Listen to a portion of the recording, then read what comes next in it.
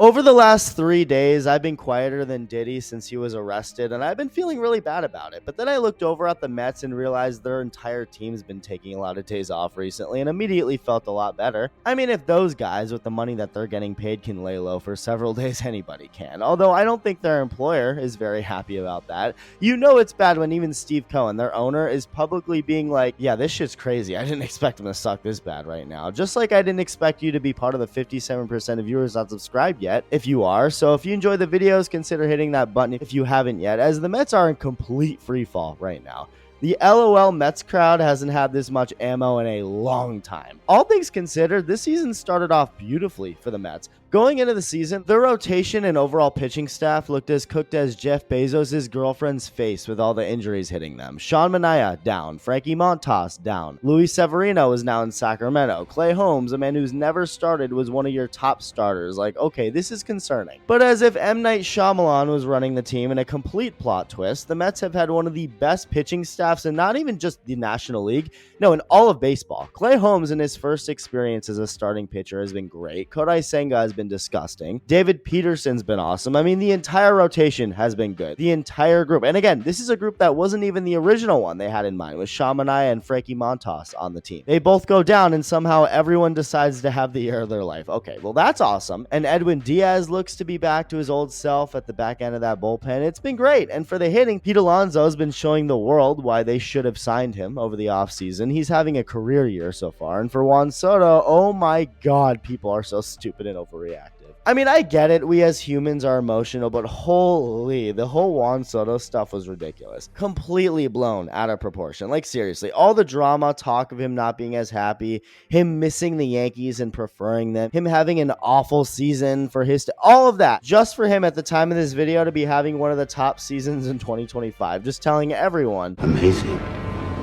Every word of what you just said was wrong. Now, here and there as a team, sure, the Mets have had some issues, but okay, they're not perfect. The best of the best will lose games. And through the first part of June, this team was really killing it. They kicked off the month by beating the Rockies to complete a sweep before going out west, where they did lose 2 of 3 to the Dodgers, but caught fire sweeping the Rockies again, now in Colorado, then going back home to sweep the Nationals. So at this point, the Mets are 9-2 to start June. They're taking care of the bad teams. They're doing what they should be doing against the bad teams. They're 19 games above 500, up 5.5 games over the Phillies, in first place in the National League East Division. Like, things are going really, really smooth. This is great. Everything's fine.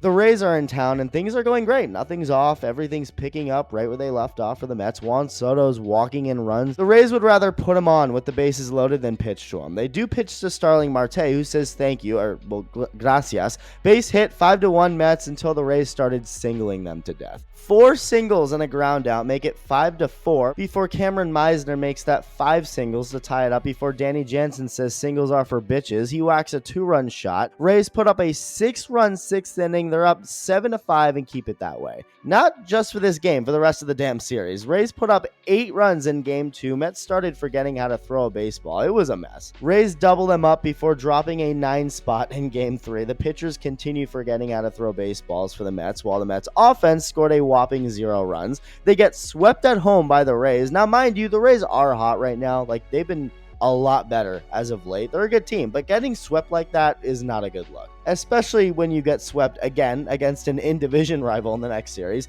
In game 1, the Mets were a single strike away from going into the 9th inning with a 3-run lead. 3-run lead in the 9th inning. That's pretty much ball game. You got Edwin Diaz cooking. You're set and bound to get back into the win column. Great.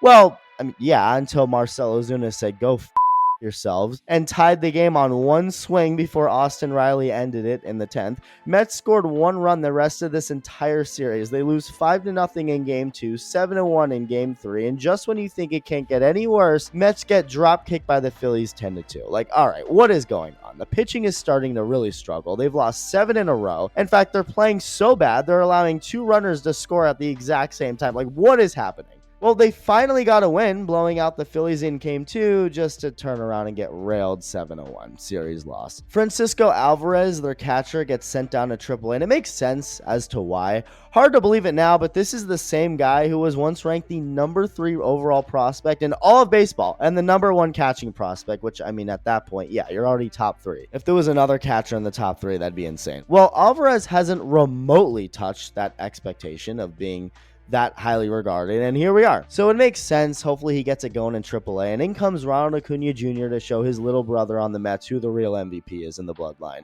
He goes deep, so does Juan Soto, but that's it for the Mets. They lose 3-2. Next game had a different tone to it, though. The Mets are up 3-0 in the 6th inning. Frankie Montas is making his first start of the season and ever for the Mets. He does really well. 5 shutout innings. He strikes out Acuna twice. He looks like he's about to get his first win of the year before the bullpen says, walk.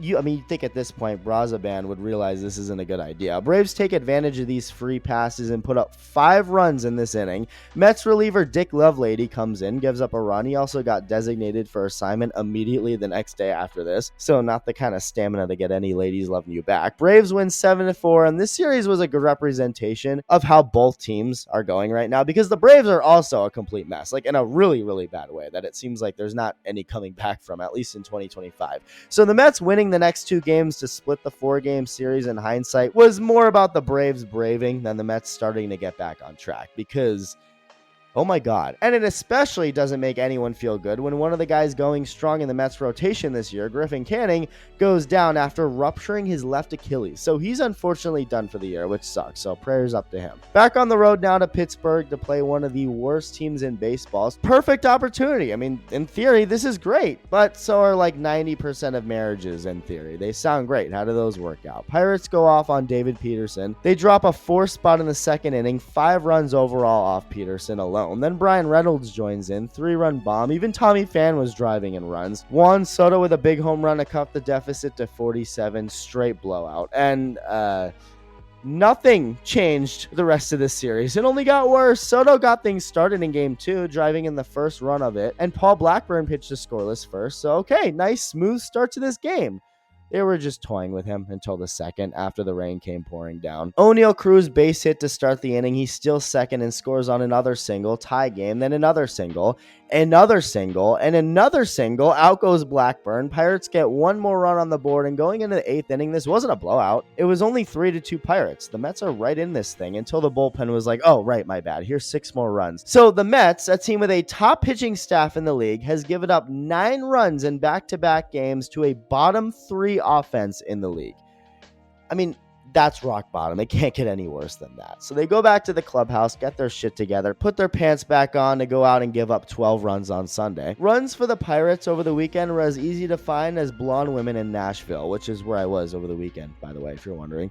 They barely waste any time to keep it going, and the Mets were actually 1 out away from keeping the Pirates off the board in the 1st inning until that completely backfired, and 5 runs crossed the plate. O'Neal Cruz hits a missile into the bleachers. Tommy Pham hits 1 out. Okay, when Tommy Pham, all respect to him, he used to be a much better hitter, but this year he's been awful. When Tommy Pham is hitting home runs off you, it's time to pack it up. But no, the Mets kept going. Dick Lovelady makes his return, one of those dicks you just can't get rid of. He gives up a few more runs. Brian Reynolds hits his 2nd home run of the series. O'Neal Cruz hits his 2nd home run of the game. It's position player on the mound time for the Mets. He's just lobbing it home and can't find the zone. He walks a run home before the 12th run scores. Jankowski, the position player, does get a double play to end the 8th inning. And I love how even the Mets cameraman was too lazy to be quick enough to show the whole thing at this point. Bro's just like, I want to go home. Pirates win and complete the sweep in one of the more overmatched series you'll ever see. They outscored the damn Mets over these 3 games 30-4. 30-4. Again, this is literally one of the worst offenses in baseball doing this against you. And it's so bad to the point the owner, Steve Cohen, had to chime in with his shock of just how bad it's truly gotten, saying, tough stretch, no sugarcoating it. I didn't see this coming. I'm as frustrated as everybody else. We will get through this period. Our injured pitching staff will come back over the next few weeks. It is unlikely the teams hitting with runners in scoring position will continue at this weak pace. Keep the faith. That just shows how great of an owner Steve Cohen is. Very transparent guy. He's a fan just like us. He just also happens to be worth trillions of dollars. And yeah, I mean, as bad as it's gotten, obviously I don't think panicking would be the way to go. It's baseball. Stuff like this will happen, but it's pretty insane to see how ridiculous things are going right now. And in the matter of 2.5 weeks, the Mets went from 5.5 games over the Phillies to 2 games back from them. But I do like to be a glass half full person and look at the fact that they're only back by 2 games, and all it takes is another 2 weeks to swing things completely back the other way. You gotta just start with maybe making the Pirates not look like the 1998 Yankees. That should help. Let me know what you think, and thank you for watching. Love you. Bye.